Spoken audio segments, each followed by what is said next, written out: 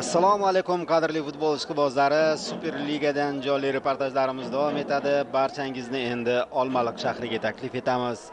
OKMK 24-tur doirasida Qo'qon 1912 jamoasiga qarshi bahs olib boradi. Oq rangli libosda mezbonlar o'ynaydi, ko'k rangli formada qo'qonlik futbolchilar harakat qiladi. Gadoyev uchun Olmaliq shahri juda qadrdon. Mirjalol Qosimov esa Metmon jamoa murabbiyiga omad tiladi.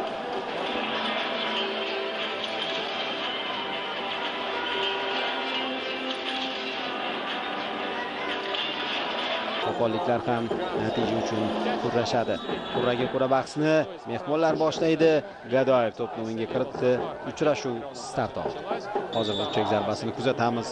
Ikkinchi qavatda kurash bo'ladi. Yuqoridan to'p yetkazib berildi va Qo'qon gol urishga juda yaqin va o'sha gol bo'ldi. 3-daqiqada mehmonlar hisobda oldinga chiqib oldi. Birinchi standart vaziyatdan ular foydalanib ketyapti. Abdug'ofir Haydarov raqib darvozasini ishg'ol etyapti. Mana yuqoridan to'p yetkazildi. Shu Qamatanasiz to'pni uzatdi. Darvozabon to'pga chiqib keldi, o'tkazib yubordi va bu yerda himoyachi rolida 3 futbolchi mana darvozabondan to'p o'tdi. Xo'p, Aziz Xolmurodov to'pni qaytardi, tepib yubora olmadi. Mana ko'ramiz. Xo'p, Xolmurodov bu yerda Xolmurodov yonida Dilshod Ahmadaliyev bor edi. Mana bu yerda yuqoridan to'p oshirib berildi. Havoda kurash, darvoza tomon zarba, nonib ketdi. Mehmonlar ustunlikka ega. Uzun pas, zo'r uzatma bo'ldi. Haydarov chiroyli o'tib ketdi, yomon tepmadi. Abdug'ofir Haydar, mana qarang. Mana shu joyda uzatma ham mukammal edi. Ofsayd yo'q. Himoyachidan qochib ketib ulgurdi. 5-1 hisobida yutib oldin tur-1ga sudi va hisob 1-1 mi? Sanchez balki uni yiqitishgandir. Xolmurodovdan yo'q. Oyog'iga tegmadi. Bu yerda menimcha to'pni o'zi tepa olmadi. Bahs davom ettirildi. Yana bir hujum, zarba. Darvoza tomon qamanib bordi Xurshid G'iyosovning urinishi.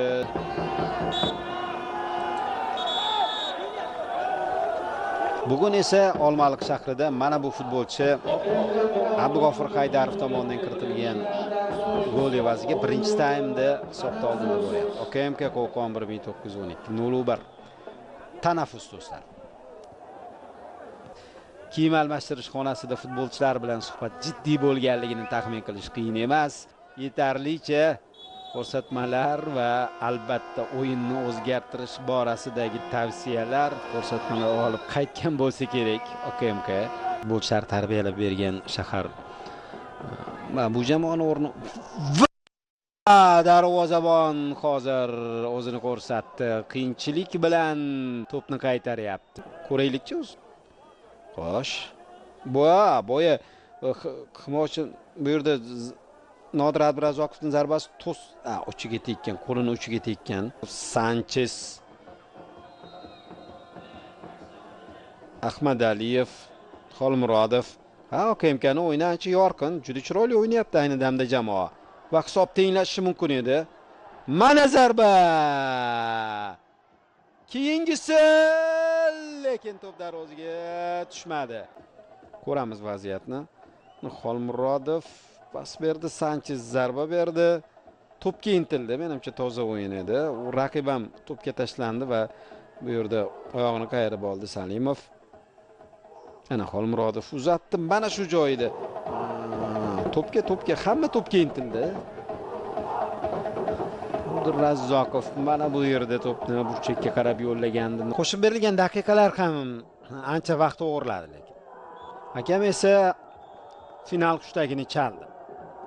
Demak, OKMK uyda Qo'qon 1912 jamoasini kutib olib 0-1 hisobida mag'lub bo'ldi. Uchrashuvning 3-daqiqasida Abdug'ofir Haydarov jamoasiga 3 ochko olib berdi. Umuman butun jamoa bugun OKMK yaxshi o'ynadi, lekin vaziyatlarni golga aylantira olmadi. Qo'qon esa himoyada yaxshi o'ynab g'alaba qozondi.